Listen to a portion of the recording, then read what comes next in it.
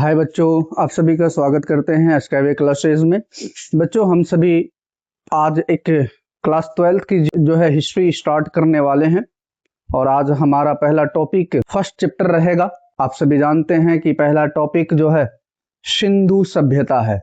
बच्चों, आज से लगभग जो है क्या कहते हैं कि आपके 3500 वर्ष पहले भारत में एक ऐसी सभ्यता एग्जिस्ट करती थी जो आज के समय के आधुनिक शहर के जैसा था। तो चलिए हम उसी सभ्यता के बारे में पढ़ने वाले हैं। किसके बारे में पढ़ेंगे बच्चों? तो हम पढ़ेंगे सिंधु सभ्यता के बारे में। हम किसके बारे में पढ़ेंगे बच्चों? तो हम पढ़ेंगे सिंधु सभ्यता, इंडस वैली सिविलाइजेशन के बारे में हम सभी पढ़ने वाले हैं। बच्चों, एक बात ध्यान में रखिएगा, आप पूरा वीडियो देखिए और फिर जब मैं पूरा सारा चीज पढ़ा दूंगा तो फिर मैं आपको शॉर्ट में आपको जो है एक नोट टाइप का बना दूंगा। तो इसलिए आपको जो है क्या कहते हैं कि इससे जुड़े रहना बहुत जरूरी है। बच्चों, हम आज कुछ टॉपिक कवर करने वाले हैं। सबसे पहला चीज हम ये सीखेंगे कि सिंधु घाटी सभ्यता की खोज कैसे हुई थी, यानी कि हम आज इसका डिस्कवरी देखने वाले हैं, इसकी खोज की कहानी देखने वाले हैं। तो बच्चों ध्यान से याद रखिएगा, यदि अगर मैं बात करूं इस सभ्यता के बारे में, तो सबसे पहले इस सभ्यता की जो जानकारी है, एक व्यक्ति था, एक यूरोपीय इतिहासकार था जिसका नाम था चार्ल्स मैसन। बच्चों क्या नाम था? नाम बोलता चलना है, आपको सारी चीजें मैं यहां याद करा दूंगा।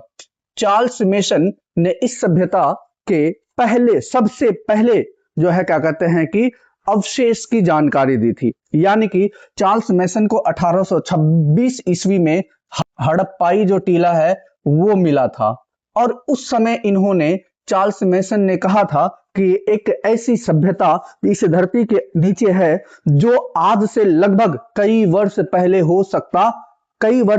का हो सकता है। लेकिन उस समय लोगों ने इसकी बातों पर इतना ध्यान नहीं दिया, अर्थात चार्ल्स मैसन के द्वारा जो बताई गई बातें थी 1826 में, वो इतिहास के पन्नों में कहीं ना कहीं जो है क्या कहते हैं कि दब कर रह गया। इसी दौरान एक व्यक्ति आते हैं 1853 ईस्वी में। नाम याद रखिएगा, कब?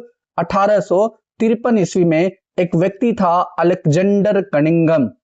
क्या नाम था बच्चों? Alexander Cunningham.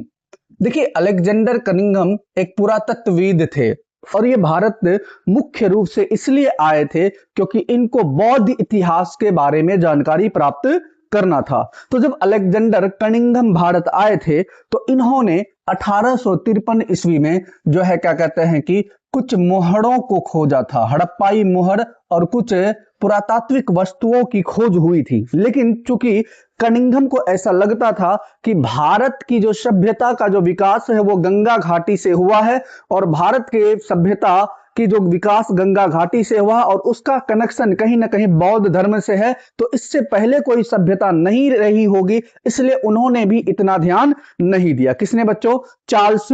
किसने? अलेक्जेंडर कनिंघम ने। अब ध्यान से मेरी बातों को समझिएगा, अलेक्जेंडर कनिंघम ने। अब इसी दौरान एक घटना घटती है भारत में, आपको शायद पता होगा, मैं उस पर चर्चा कर देता हूं। आपको शायद पता होगा 1853 ईस्वी में 16 अप्रैल 1853 ईस्वी में भारत में पहली बार रेल का उद्घाटन हुआ था, यानी कि रेल चली थी। कब? 16 अप्रैल 1853 में। और आप सभी जानते हैं कि इसकी जो टोटल दूरी थी 34 किलोमीटर था और ये मुंबई से थाने के बीच, क्या बाबू? मुंबई से थाने के बीच चला था। और इस समय के जो क्या कहते हैं कि इस समय के जो गवर्नर जनरल थे उसका नाम था लॉर्ड डलहौजी। तो लॉर्ड डलहौजी ने भारत में रेलवे की शुरुआत की थी और पहली बार रेलवे भारत में चला था 16 अप्रैल 1853 ईस्वी को। टोटल 34 किलोमीटर दूरी था। इसके बाद लॉर्ड डलहौजी ने भारत में रेलवे के क्षेत्र में काम को तेजी से करना शुरू किए। इसी दौरान एक घटना घटती है 1856 ईस्वी में। कब बच्चों? 1856 ईस्वी में। 1856 ईस्वी में एक रेलवे लाइन बिछाई जा रही थी कराची से लाहौर के बीच एक रेलवे लाइन बिछाई जा रही थी और इस रेलवे लाइन का जो है क्या कहते हैं, इस रेलवे लाइन का जो है बच्चों देख रेख कर रहा था दो भाई था जिसका नाम था बर्टन बंधु। क्या नाम था? बर्टन बंधु। तो इसी दौरान जब रेलवे लाइन बिछाई जा रही थी तो खुदाई के दौरान बहुत सारे ईंट नीचे से निकल रहा था और भी बहुत सारे पुरातात्विक चीजें बाहर निकल रहा था। जब ये बात बर्टन बंधुओं को पता चला तो बर्टन बंधुओं ने कुछ साक्ष्य को कलेक्ट किया और कलेक्ट करके उसको लंदन के पुरातात्विक विभाग में भेज दिया। कारण है कि उस समय भारत में पुरातात्विक विभाग का जो है स्थापना नहीं हुई थी। अब अगर हम पुरातात्विक विभाग के बारे में बात कर ले तो थोड़ा सा आप इधर आइए, मैं इस कहानी को यहीं रोकता हूं, थोड़ी सी मैं आगे बात करता हूं। पहली बार 1784 ईस्वी में एक व्यक्ति था जिसका नाम था विलियम जोन्स। क्या नाम था बच्चों? विलियम जोन्स ने कलकत्ता एशियाटिक सोसाइटी की स्थापना किया था। किसका? कलकत्ता एशियाटिक सोसाइटी की स्थापना किया था इन्होंने। उसके बाद पहली बार भारत में 1861-62 में पुरातत्व सर्वेक्षण विभाग बनाई गई। पुरातत्व सर्वेक्षण विभाग बनाई गई थी। कब? तो बनाई गई थी बच्चों 1861-62 में। मेनली 1861-62 में ये बन कर तैयार हो गया था। 62 में काम 61 में शुरू हुआ था। किसने बनाया था बच्चों? ये बनाया था, किसने बनाया था बच्चों? तो इसी का स्थापना किया था अलेक्जेंडर कनिंघम ने। किसने किया था? अलेक्जेंडर कनिंघम ने। मैंने क्या कहा था कि अलेक्जेंडर कनिंघम एक पुरातत्वविद थे। वो भारत में मुख्य रूप से क्या करने आए थे? तो वो भारत में मुख्य रूप से जो है बौद्ध धर्म के इतिहास को जानने के लिए आए थे। लेकिन उतना किसी ने ध्यान नहीं दिया, क्योंकि आप सभी जानते हैं अंग्रेजों का काम था भारत में क्या करना? अपना पूंजी बनाना, भारत के अर्थव्यवस्था का शोषण करना। लेकिन एक व्यक्ति लॉर्ड कर्जन आता, हालांकि इस एक गवर्नर जनरल था, उसका नाम था लॉर्ड कर्जन। हालांकि इसके बारे में इतिहास में जो है बहुत सारी गलत बातें बताई जाती है, और क्योंकि ये था, बताई नहीं जाती, सॉरी, ये थे, इसको बदनाम वायसराय के नाम से भी जानते हैं। लॉर्ड कर्जन ये वायसराय थे, माफ कीजिएगा, क्या है? वायसराय।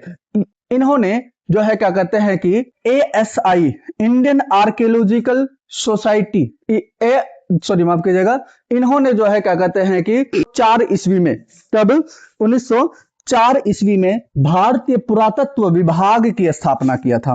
किसकी स्थापना किया था बच्चों? भारतीय पुरातत्व विभाग की स्थापना किया था। कब? 1904 ईस्वी में। और इस भारतीय पुरातत्व विभाग के पहले महानिदेशक बने थे जॉन मार्शल। इसको सर जॉन मार्शल के भी नाम से जानते हैं। सर जॉन मार्शल इसके पहले महानिदेशक बने थे। अब ध्यान से मेरी बात को सुनिएगा, ध्यान से बात को सुनिएगा।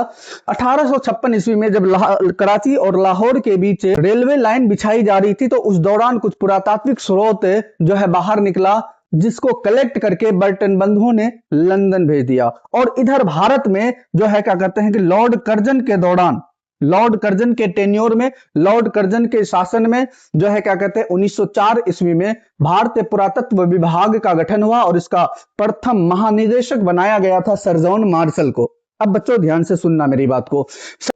सर जॉन मार्शल जब महानिदेशक बनते हैं तो इन्होंने सबसे पहले 1921 ईस्वी में, इन्होंने सबसे पहले 1921 ईस्वी में जो है क्या कहते हैं कि एक व्यक्ति था जिसका नाम था दयाराम शाहनी। कौन था? दयाराम शाहनी। इनको हड़प्पा के क्षेत्र में उत्खनन का जिम्मेदारी दिया था। तो इन्होंने 1921 ईस्वी में हड़प्पा टीले की खोज कर दी। इस उत्खनन करके उसके नीचे देखा तो एक बहुत बड़ा शहर मौजूद था। कब बाबू? दयाराम शाहनी ने कितने में? 1900 ईस्वी में। कब? 1921 ईस्वी में। किसके दिशा निर्देशन में? तो सर जॉन मार्शल के दिशा निर्देशन में। इसके अगले साल ही 1922 ईस्वी में RD बनर्जी ने, किसने बाबू? RD बनर्जी ने सर जॉन मार्शल के दिशा निर्देश में मोहनजोदड़ो की खोज की। किसकी खोज की? मोहनजोदड़ो की खोज की। किसकी खोज की बच्चों? तो मोहनजोदड़ो की खोज की। और ये जो शहर था, ये जो नगर था, हड़प्पा से भी बहुत बड़ा नगर था। इसके बाद जो है तीसरी साइड फिर से 1931 में MG मजूमदार, जिसको गोपाल मजूमदार के नाम से जाना जाता है, गोपाल मजूमदार, गोपाल मजूमदार ने बच्चों क्या किया, तो एक और तीसरी साइड जिसको हम कहते हैं चनहुद्रो का उत्खनन किया। ये जो पहली बार जो दयाराम साहनी ने सर जॉन मार्शल के दिशा निर्देश में 1921 ईस्वी में हड़प्पा का उत्खनन किया। उसके बाद 1922 ईस्वी में आर.डी. बनर्जी ने मोहनजोदड़ो का उत्खनन करवाया। उसके बाद 1931 ईस्वी में गोपाल मजूमदार ने जो है चनहुद्रो का उत्खनन करवाया। हालांकि मैं इनके बारे में बताऊंगा ये कहाँ लोकेटेड है। जैसे हड़प्पा आपके रावी नदी के तट पर है ना, हड़प्पा कहाँ है, रावी नदी के तट पर है। मोहनजोदड़ो सिंधु नदी के तट पर है, ये भी सिंधु नदी के तट पर है। ये जो है मोहनजोदड़ो आपका जो है क्या कहते हैं कि पाकिस्तान में पड़ता है, हड़प्पा भी आपके पाकिस्तान में पड़ता है, चनहुद्रो भी पाकिस्तान में पड़ता है। हम इसके स्थल जब पढ़ेंगे तो हम इनका लोकेशन, वर्तमान स्थिति, बाकी सारी चीजें पढ़ेंगे। फिलहाल हम यहाँ पर पढ़ रहे हैं खोज की कहानी। तो ध्यान से मेरी बात को सुनिएगा। सबसे पहली बार 1826 ईस्वी में चार्ल्स मेसन ने बच्चों क्या किया था, तो चार्ल्स मेसन ने हड़प्पाई टीलों की खोद की थी, खुदाई की थी। उनको हड़प्पाई टीले ऊपरी हिस्सा में कुछ चीजें मिला, उन्होंने उस समय लोगों को कहा, लोगों ने ध्यान नहीं दिया, ये बात दब गई। उसके बाद 1853 ईस्वी में अलेक्जेंडर कनिंघम को मुहर वगैरह और कुछ पुरातात्विक साक्ष्य मिले, लेकिन ये भी जो है ये पूरी तरह से भारत में जो आए थे ये जानने आए थे जो है बौद्ध धर्म के बारे में, तो इन्होंने भी उतना ध्यान नहीं दिया। फिर अगला जो है ASI की जो है गठन होता है, आर्कियोलॉजिकल सर्वे ऑफ इंडिया का गठन होता है 1904 में किसके टेन्योर में, जो है क्या कहते हैं कि वायसराय, माफ कीजिएगा, वायसराय लॉर्ड कर्जन के टेन्योर में। किसके टेन्योर में बच्चों, वायसराय जो है क्या कहते हैं कि नाम था क्या, लॉर्ड कर्जन के जो है शासनकाल में ASI का गठन होता है और इसका पहला महानिदेशक बनता है सर जॉन मार्शल। और सर जॉन मार्शल ने अपनी एक ग्रुप बनाई और उसी ग्रुप में से एक व्यक्ति था दयाराम साहनी, उसके एक ग्रुप को जो है दयाराम, जिसको लीड दयाराम साहनी करते थे, उनको 1921 ईस्वी में हड़प्पाई क्षेत्र में खुदाई का जिम्मेदारी दिया और उन्होंने जो है क्या कहते हैं कि 1921 में हड़प्पा का खुदाई कर दिया और नीचे से बहुत बड़ा शहर निकला। उसके बाद अगली साल 1922 ईस्वी में आर.डी. बनर्जी, इसका पूरा नाम है राखलदास बनर्जी, इन्होंने मोहनजोदड़ो की खोज की सिंधु नदी के किनारे। उसके बाद तीसरी साइड 1931 में गोपाल मजूमदार के द्वारा चनहुद्रो में खोजा गया। बच्चों ये था आपके हड़प्पा यानी अर्थात सिंधु घाटी के जो है क्या कहते हैं कि खोज की कहानी। अब आइए बच्चों हम ये समझने का प्रयास करेंगे कि इस सभ्यता को बसाया किसने था, यानी कि इनके संस्थापक कौन थे। इनके संस्थापक बच्चों कौन थे, हम इसको समझने का प्रयास करेंगे कि इनके संस्थापक कौन थे, इनके फाउंडर कौन थे। तो बच्चों अगर मैं इस सभ्यता के संस्थापक की बात करूं, अगर मैं इस सभ्यता के संस्थापक की बात करूं, यदि अगर मैं इसके फाउंडर की बात करूं, किसकी बात करूं, फाउंडर की बात करूं, तो बच्चों इतिहासकारों का मानना है कि इस सभ्यता का जो संस्थापक है 4 प्रजातियां थी। इस सभ्यता में कितने प्रजाति के लोग थे, 4 प्रजाति के लोग थे। पहला था भूमध्य सागरीय। कौन था बच्चों, भूमध्य सागरीय, मेरे साथ बोला कीजिए, कौन था बच्चों, भूमध्य सागरीय। दूसरा था ऑस्ट्रेलॉइड, दूसरा जो है जनजाति प्रजाति क्या था, ऑस्ट्रे। इसके अलावा मंगोलॉइड। तीसरी प्रजाति कौन था बच्चों, तो मंगोलॉइड। और चौथा प्रजाति जो इसका था वो था अल्पाइन। कौन था, अल्पाइन। यानी कि इस सभ्यता से हमें इन 4 प्रजातियों के जो है क्या कहते हैं कि अवशेष मिले हैं।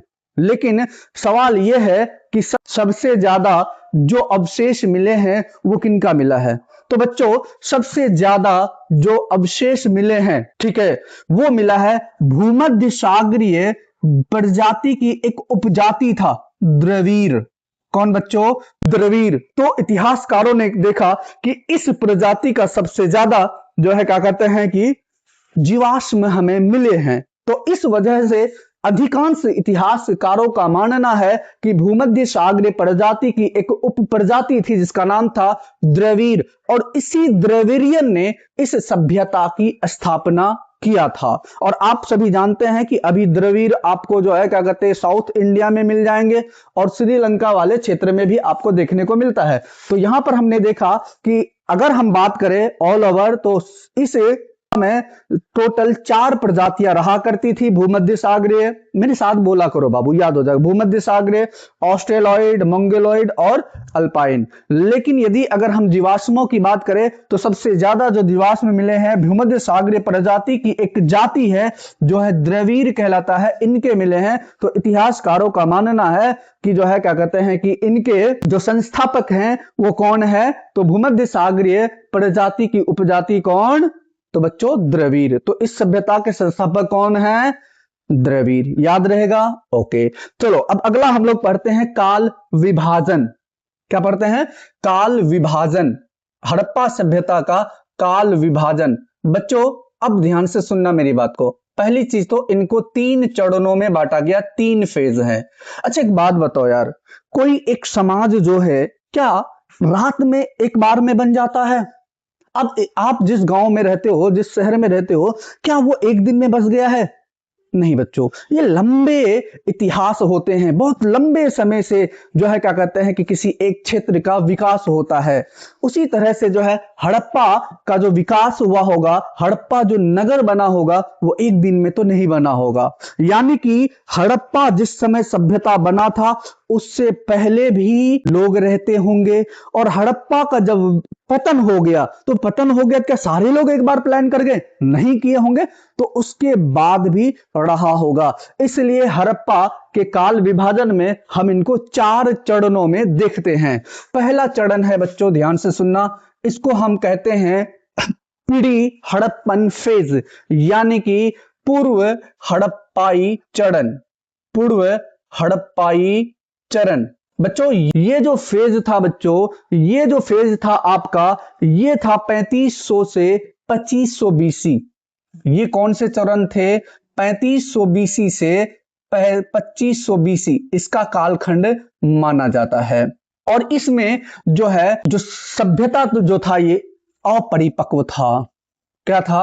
अपरिपक्व था, इमेच्योर था। इस समय सभ्यता पूरी तरह से विकसित नहीं हुई थी। अब सवाल यह है कि क्या सर ऐसा है, तो क्या कोई ऐसा स्थल है जो पूर्व हड़प्पाई चरण के हैं?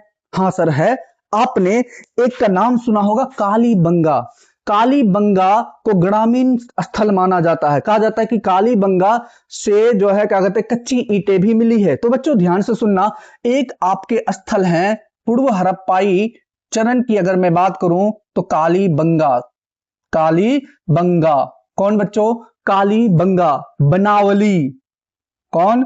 बनावली, कभी कभी बनवाली भी बोलते हैं, और राखीगढ़ी, और राखीगढ़ी। अच्छा मैं ऐसा क्यों कह रहा हूं बच्चों? ऐसा मैं इसलिए कह रहा हूं क्योंकि यहां से जो अवशेष मिले हैं, यहां से जो अवशेष मिले हैं कार्बन डेटिंग मेथड में, वो जो उसका काल है वो 3500 से 2500 के बीच मिला है। इस वजह से हम ऐसा कहते हैं कि जो है क्या कहते हैं कि ये पूर्व हड़प्पाई काल के अंतर्गत आता था। उसके बाद बच्चों आता है आपका, जब ये सभ्यता परिपक्व हो गया, यानी कि सिंधु सभ्यता जब से शुरू हो गई, यानी कि ये मेच्योर, इमेच्योर पीरियड से मेच्योर पीरियड में आ गया, इसको हम कहते हैं हड़प्पाई चरण। क्या कहते हैं बच्चों? हड़प्पाई चरण। ये आपके 2500 बीसी से 1750 बीसी माना जाता है। कार्बन डेटिंग विधि के तहत हम आगे चल करके इस पर चर्चा हम करेंगे, फिलहाल इसको देखिए। अब ये पूरी तरह से परिपक्व हो चुका था, यानी कि यह एक सभ्यता बन चुका था। ये क्या बन चुका था? एक सभ्यता बन चुका था। क्या इस चरण के स्थल हमें मिले हैं? हाँ सर मिले हैं। कौन? हड़प्पा और मोहनजोदड़ो। कौन? मोहनजोदड़ो, मोहनजोदड़ो। इसके अलावा और कोई बताओ भाई? इसके अलावा धोलावीरा। क्या? धोलावीरा। इसके अलावा और है सुरकोटदा। कौन?